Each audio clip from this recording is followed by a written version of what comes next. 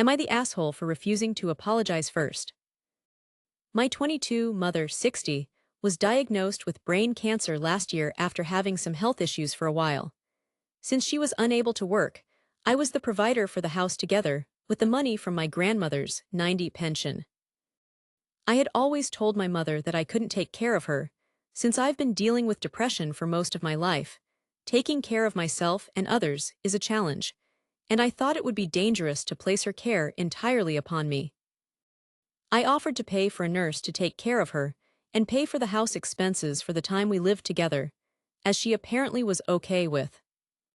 She had always been pretty manipulative, acting like the victim and never taking the blame for anything, like, for example, telling my family that I left university because I wanted to go to the most expensive option, when in reality it was because of harassment. In January, it was decided that it would be better if she moved to the capital with her brother and my grandmother for better treatment opportunities. So I was forced to move out of the apartment we were renting and into a smaller one with our two dogs, living alone for the first time in my life. She gave me around $300 from her savings in case I had to travel to see her, but she asked me to buy her some things off Amazon with her money, and in the end, there was only $250 left.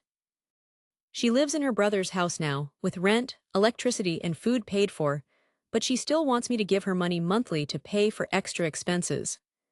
I've told her to ask her brother for them, since those are basic things like bread and sanitary pads. There is food in the house, it's just not the type she likes. When I told her I had many things to pay on my side and that I couldn't give her money, she lashed out at me and told me it was selfish of me, that I was being childish and that I was in the wrong. She told me to never speak to her again and just give her back her $250, money which I used in an emergency and I hadn't been able to replace. Now she's sending messages to my dad, who had been out of the picture for my whole life, my friends, and everyone she has contact with, crying and asking them to tell me to talk to her again, telling them that her tumor is getting worse and that she's going to die. I've stood my ground in wanting her to apologize for lashing out at me and calling me all the names in the book, since she has never apologized to me in my life. A friend is telling me that I should call her and fix the issue, but it feels like going back to the same situation where I just do anything she wants. Am I the asshole for refusing to apologize first? Story 2. I live in the family home, which is a small house, with my mom and dad. Recently, my brother and his pregnant wife moved in with us to save money so they can eventually buy a house. The long-term plan is that my brother would buy our small family home from my dad at a low price, resell it at a higher price, and then use the profit to buy a bigger place. The idea is that all of us would move in with them. Since they moved in, I have noticed that my sister-in-law sometimes acts like she owns the place.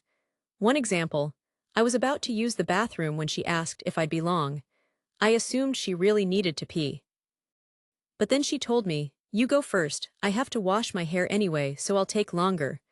I didn't understand why she asked at all. Then today, around 9:30 in the morning, I was talking with my mom in the television room, which now also serves as her bedroom since she gave up her actual room next to it to my brother and his wife when they moved in. We laughed once about something. Around 10 a.m., I turned on the television and made sure the volume was very low. I was a few minutes into my show, maybe 1 or 2 episodes, and my sister-in-law came out of her room and said that my brother snores badly at night, so she barely gets any sleep.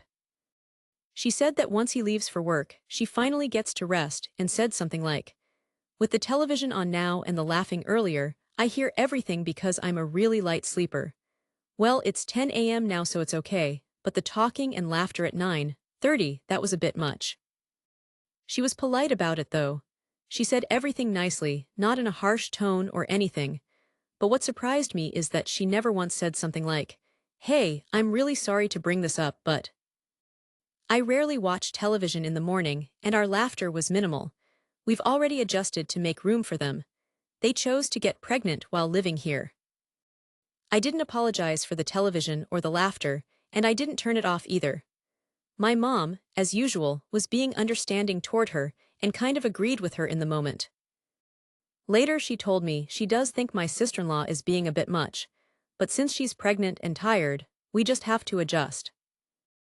Was I actually being inconsiderate? Was it wrong of me to talk to my mom in the morning while my sister-in-law was still sleeping in the next room? I'm not sure if I was being disrespectful to a pregnant woman. I feel like I'm not wrong, but maybe I am. You tell me, thank you. Story 3. Am I the asshole for telling my boyfriend that if he wants to understand what I am talking about with my dog, he should learn the language? I am a 32-year-old woman and I have a dog who is 6 years old. My dog is very sensitive to noise, and when she gets upset, I calm her down by talking to her about silly stuff in my native language. It's a rather rare language, with fewer than 5 million people speaking it. My boyfriend is 38 years old and moved to my country 3 years ago for work. He is a native English speaker, not from the United States. We met around a year ago, and we have been dating for about 5 months. Recently, we had our first argument that started with me speaking to my dog in my native language, and it escalated from there. The situation was that we were hanging out in my living room when suddenly there was a loud bang outside. My dog got startled and came to seek comfort. I told her that they must have been thinking that it was New Year's and that fireworks had started. I giggled because I thought my joke was funny, even if not very good. My boyfriend asked what I was giggling about, and I explained. Then he told me that I shouldn't use my language when he is visiting because he feels left out. I told him that I was just helping my dog with her anxiety, and he didn't have to understand what I was saying. That's when the argument started. He said that it's an unwritten rule that if someone who doesn't speak the local language is in the room, everyone must speak English. I responded that we are not at work or a networking event. This is how we met, and if he wants to know what I told my dog, he can just ask. He said he didn't need to ask if I was making him feel welcome in my home. He also pointed out some recent situations where I spoke my language while he was present. I told him that he only feels left out because he hasn't made any effort to learn the language. He then doubled down by saying there's not much to do with the language outside of our country, and that he would rather learn Spanish because 600 million people speak it. I responded by asking if he wanted to speak with 600 million Spanish speakers, or to understand what I am talking about with my dog, or with a random classmate I don't even want to talk to, or that I told my sister the cake I brought to a party is still in the car, and if she takes my bags, I will bring the cake in. Those are the kinds of conversations I was referring to. And if understanding these conversations isn't worth his effort to learn the language, then these conversations aren't worth my effort to speak English either. After that, he was sullen and quiet the whole evening while I refused to stop speaking to my dog in my native language. But now I am wondering if I was the asshole because his main issue was that he feels left out. But I feel it's entitled of him to ask me to speak to my dog in English.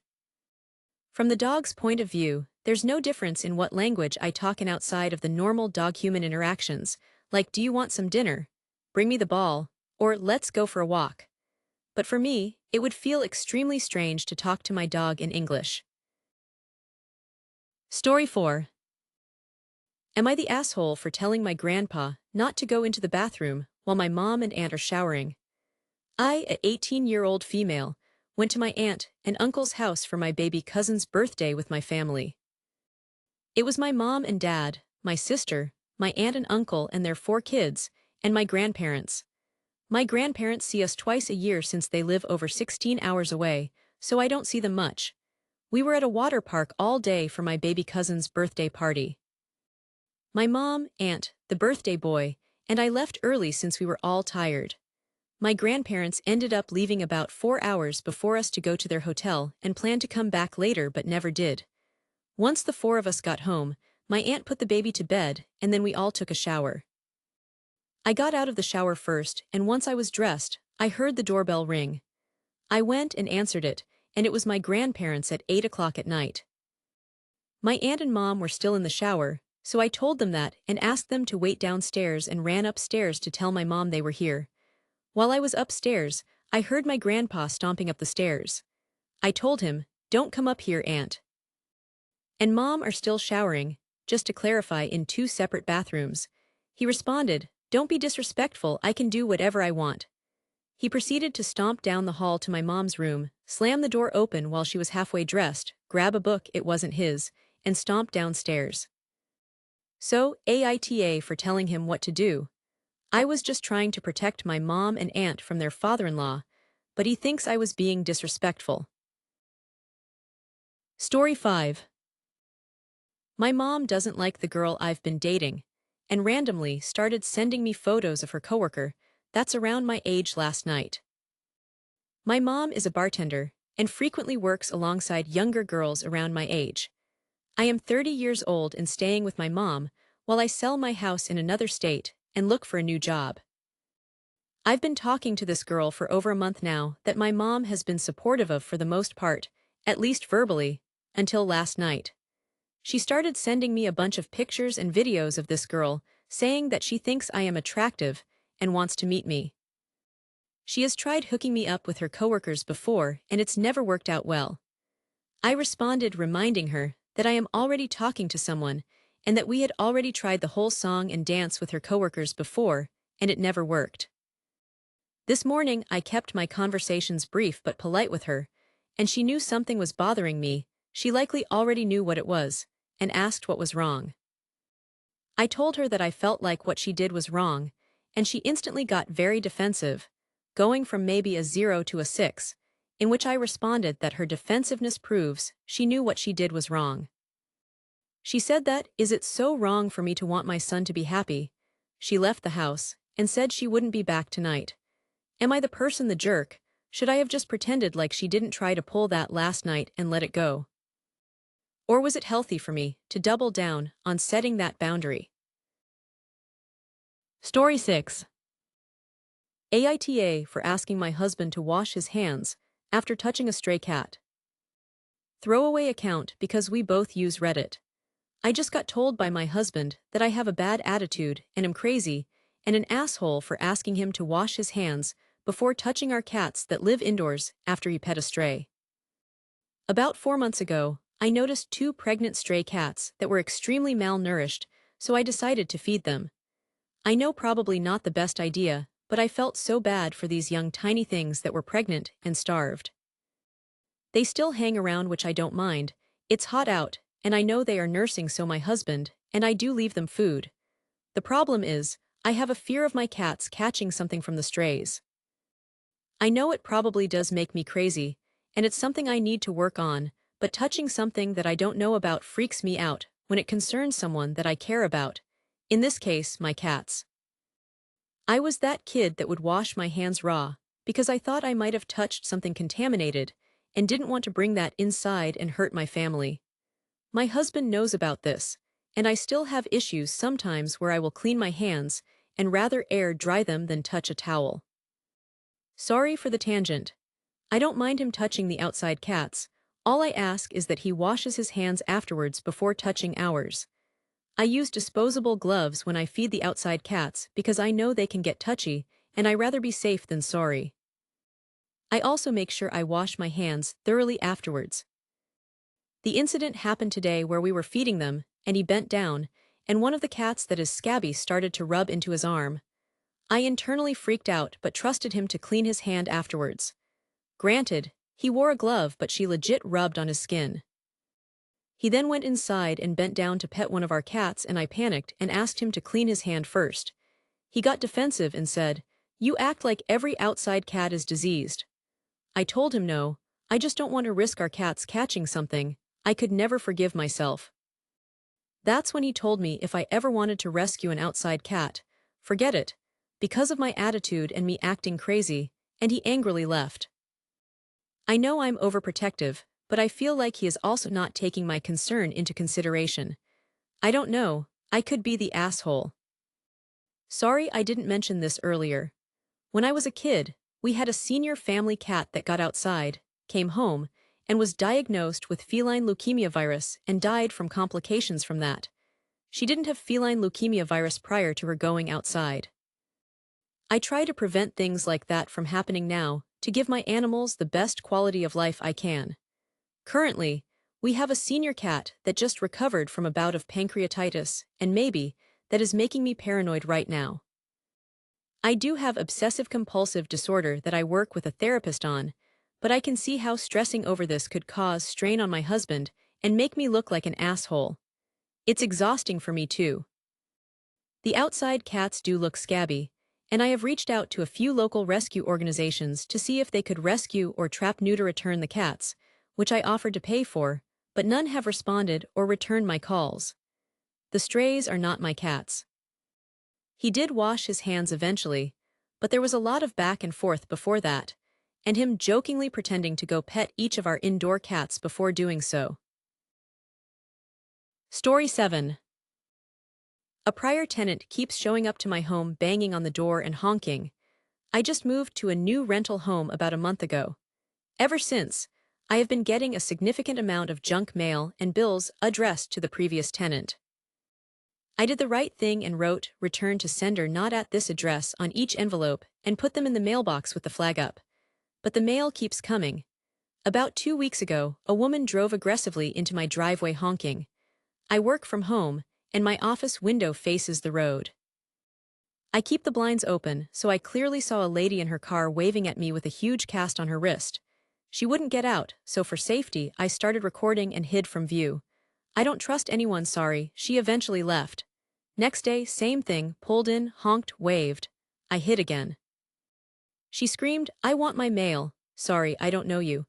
I am a female alone in a new area, this could easily be a trap.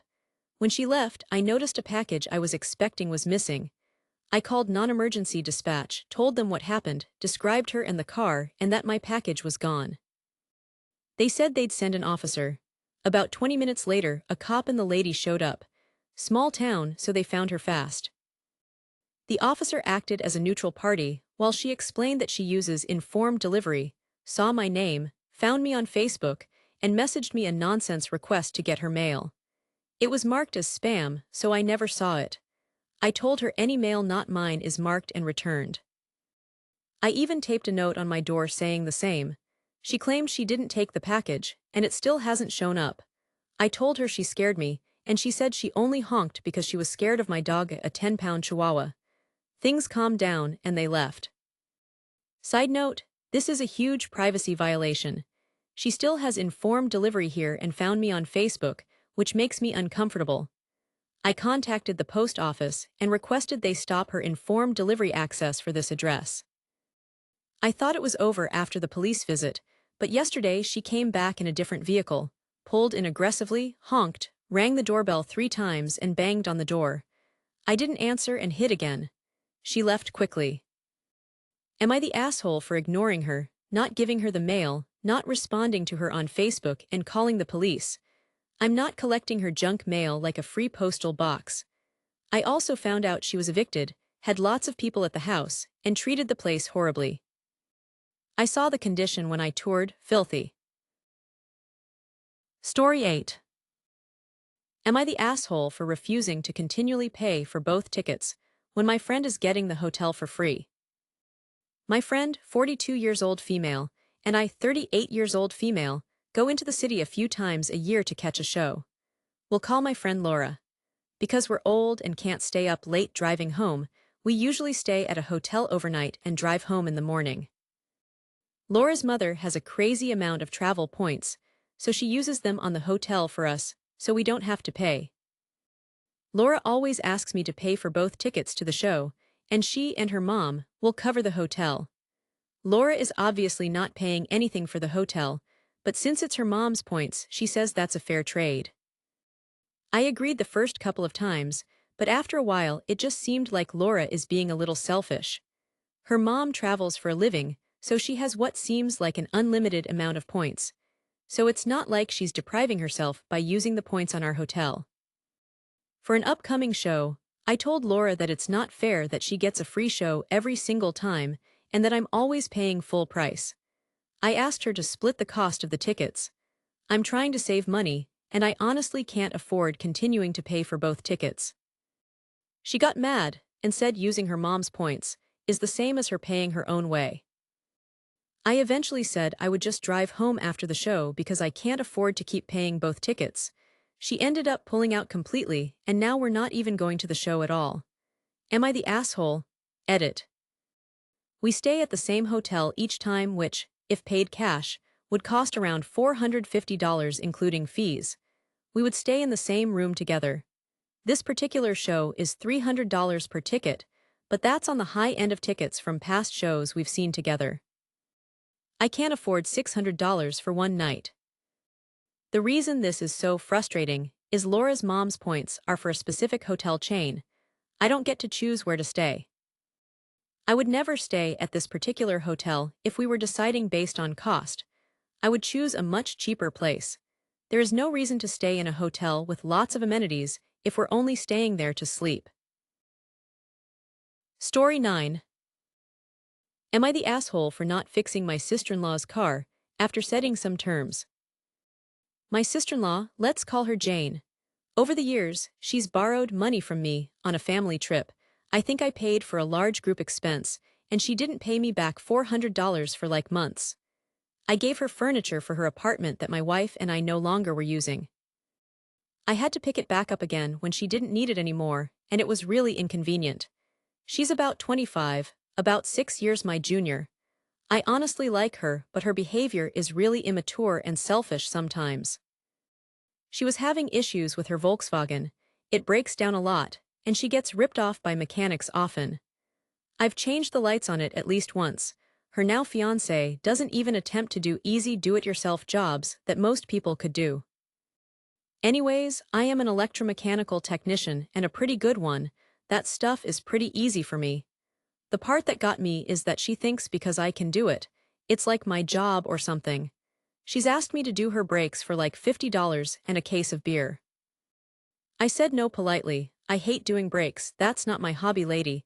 She seems to have no concept of value. Anyways, I still have tried to help her a bit. Her windshield wiper motor was on the fritz. I told her it's not hard to replace, buy the part, and bring it over and me and her can look at it. This was summer, I believe. She waits until the dead of winter, and I now have a 3-month-old baby. The windshield wiper motor finally totally dies, and she basically can't drive it.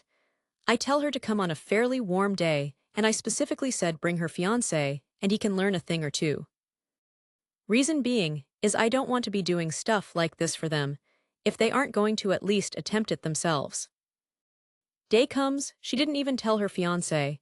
I send him some texts along the lines of "Are you too busy for this?" He says he doesn't appreciate that, and that he has a secret Santa with his fraternity brothers that he's planned forever.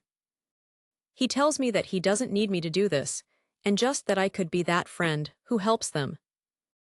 We kind of get into it over the phone as I tell him this is more his problem than mine.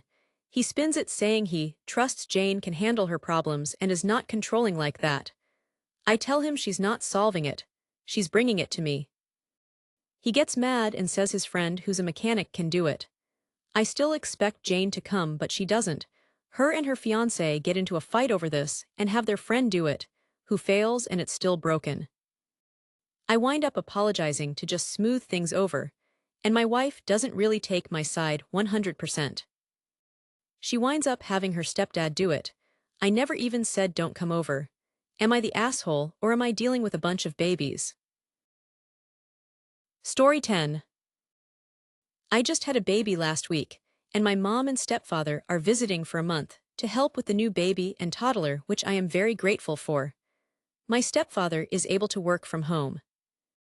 He sits in our kitchen all day and takes video conference calls, all of which are in loud volume so everyone can hear all 4 or 5 people on the call talk about engineering.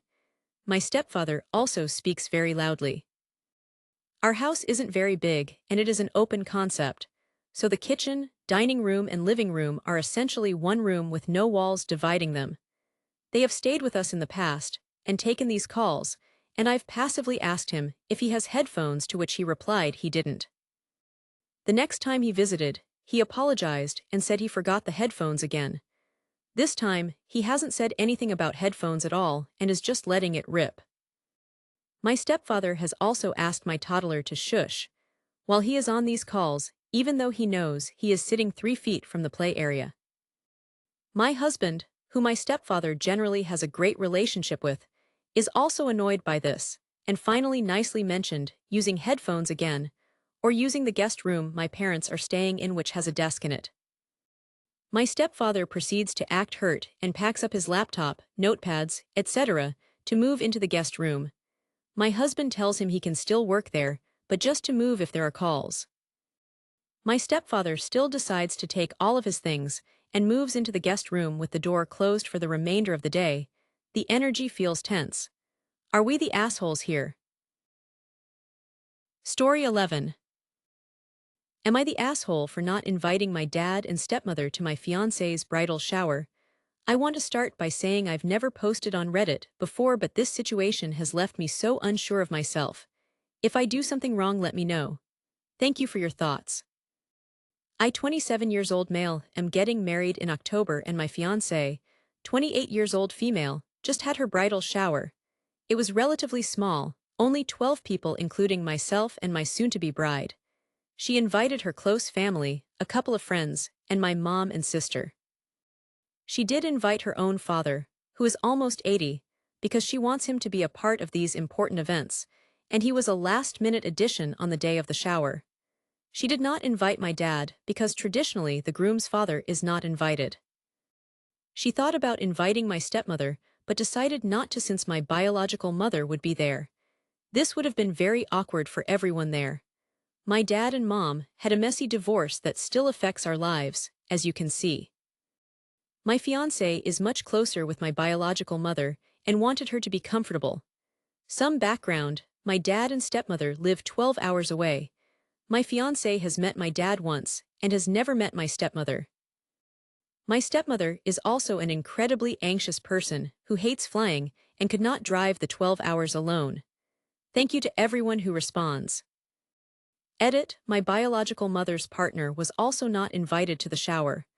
Additionally, my dad is barely in my life. He will send me money occasionally, but that is the extent of it.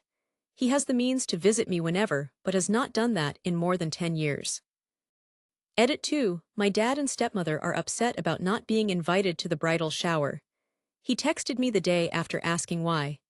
I responded with our reasons, listed above, and he responded with any response other than "we're sorry, we should have handled it differently" is nonsense. All the stuff you sent in your text is nonsense and made everything 10 times worse. He also called me a jerk for these reasons and has brought up divorce issues that are between him and my mother. I also want to say, I wasn't even invited to his wedding to my now stepmother. They did not invite any of his children to their wedding, which was small and during the school year, but still. Story 12. My best friend and I are busy people. She has 2 small children and childcare is very difficult for her, but several months ago she invited me on a hike that's several hours away, and luckily it was the day before I was going back on shift, so I could actually go. A few weeks after we agreed to that, we went out for a drink and catch up, and she said, although I don't remember this, that she needed to change it from that day to the day after when I would be at work. I don't think she said that, or if she did, it wasn't communicated properly, because I knew I would be at work, so I would have instantly said no if she had asked. Last week I messaged her to ask if the hike was still on. Yes, I messaged her on Tuesday around 7 p.m. asking what I needed for the next day, and she was confused, saying, "You mean Thursday?" I said no, Wednesday, and I sent her a screenshot of when we originally planned it. She said yeah, but when we went for a drink I said Thursday, and I said, I don't remember that. I would have never been able to go on Thursday. So I said, during our conversation that went from around 7 p.m. until 10 p.m., "Oh, I guess we can't go then." And she messaged me a bit later when I was already asleep, saying it was only the fact her car was in the shop that we couldn't go. I have a car. She didn't ask me at any point if I could drive, otherwise we could have gone. She sent me a message at 3 a.m. saying she managed to borrow a car, and we could still go. Obviously, I was asleep at that point. She messaged me several times from 6 a.m. to about 10 a.m. when I woke up, even messaged my husband, although he was out, so he could only message me. But by then it was too late. She's mad at me because I didn't see any of her messages in time, and when I made alternative plans for the day, When it was clear I missed her 6 a.m. to 9 a.m. window for leaving, she said I could have messaged her back faster after I woke up, and we could have gone somewhere. Even though I was under the impression that she couldn't go at all on Wednesday because of childcare when she had planned it for Thursday. She never said she didn't have the kids Wednesday. In fact, she then said she took them to playgroup. I tried an olive branch and sent her my work schedule for the next month, saying, "How can we fix this, love you?" And she's left me on read for 2 days. Am I the asshole here? Story 13. Am I the asshole for not helping the lady across the street? My mother, who is 76 years old, lives with me, so I already have one little old lady to look after. I also have a demanding full-time career and make time for the gym and things I love. The woman across the street is 96 and really needy. She contacts my mother all the time for things, rides to the grocery store, rides to the bank, hair salon, and so on. When my mother can't help her, she gets a bit salty. I have helped her out before with stuff because my mother volunteers me without asking me, and it's just inconvenient and something I don't want to do. She messed up her cell phone tonight and my mother said to me, "Just go over there and fix it for her." I told her flat out no, I didn't want to. I'm not an information technology technician support person. I'm tired, and it's about to rain. Am I the asshole for drawing this boundary? I feel like I give a lot of myself to be there for my dear mom, and I'm not really willing to give up any more time. I go over for this, and the next thing you know I'm changing light bulbs and cleaning her pool filter. She has money, she has family, am I in the wrong and just being selfish? Update, I gave her a call this morning to check on her, and she got it figured out. She was going to run over there this morning when I'm full of energy. We talked for a few minutes, and she does have someone who comes and helps her out a few times a week. She has a son who lives nearby, and a grandson who adores her and is there all the time. The problem is, when she wants something done, she wants it done right then and there. And what I mean by a bit salty, if my mother tells her she can't do something, she will huff and straight up hang up. That's just rude. I don't care how old you are. But I really appreciate all your feedback. I have a tendency toward feeling guilt for no reason, so I really do thank you all. Even the ones that think I am the asshole, lol. Thank you for sharing your opinion. Story 14. Am I the asshole for not bailing my brother out of jail? For context, my brother is an addict. He has been homeless since 2017. I was able to get him out of his situation and helped him by paying money to get him back home. He lived with me for a while in 2021 until he decided he didn't like living by my rules: keep going to therapy, no drugs, no alcohol, communicate, be respectful, etc. He had agreed to all this when he decided to stay with me. He relapsed, and while I understand it's a disease, I tried to work with him to get him back on track. That wasn't enough. He started coming home later and later every single day. I woke up early for work and would have to wait until almost midnight to make sure that he could get inside the house. This became such an issue, and it was definitely getting to me. We had gotten into a huge fight and he left. This was in October 2021. For almost 4 years I have had zero contact with my brother. He has not called, he has not come by. I truly assumed the worst had happened to him. I had tried calling every homeless shelter in our area. I had done a lot to try to find him. Yesterday, I get a phone call. My phone was on silent because I work from home, and I always keep my phone on silent while I'm working and face down so that I can focus. I've gotten up to go to the kitchen, and when I came back, I checked my phone and saw that I had several missed calls and a voicemail. It was my brother. I called the number back and found out that he had been arrested because there was a warrant out for his arrest from 2022 when he stole from a grocery store and was in possession of something else. The lady told me that he was being transferred to a different facility and that his bond was set at $300. I was enraged after the phone call and had mixed emotions about this, because on one hand, I have not heard from my brother in almost 4 years, and this is the time that he decides to call me is when he needs help. I don't feel like I want to pay his bond, for what? So that he can go back to doing drugs. It makes me really sad that he's had almost 4 years to try to make amends and talk to me, and the only time he reaches out to me is when he needs something from me. AITA for not wanting to pay his bond. Story 15. Am I the asshole for making my ex and her son sleep in a different room? This girl and I have dated on and off for close to a decade now. We have tried to make things work 4 or 5 times, but it never seems to last. Our most recent breakup was about 6 months ago after dating for around 6 months. Before that, we hadn't spoken in years. She was living with her girlfriend for the last couple of years, but they broke up and let their lease expire. They both moved out of their apartment a month ago. My ex decided to buy a bus instead of moving in with her family, and she plans to live in it with her son. Right now, it's not really set up to live in, so she needs to do some work to it. I agreed to let her stay with me for a short time while she sets it up. My house is 3,700 square feet and has several bedrooms. I mainly stay in 2 rooms, my bedroom and an attached game room. When she came here, I told her I wanted her to stay in the downstairs bedroom, but she put up a fight until I caved and let her stay in my gaming room. She was sleeping on a mattress on the floor, and her son was sleeping on my couch. The mattress made it very difficult to get in and out of the room.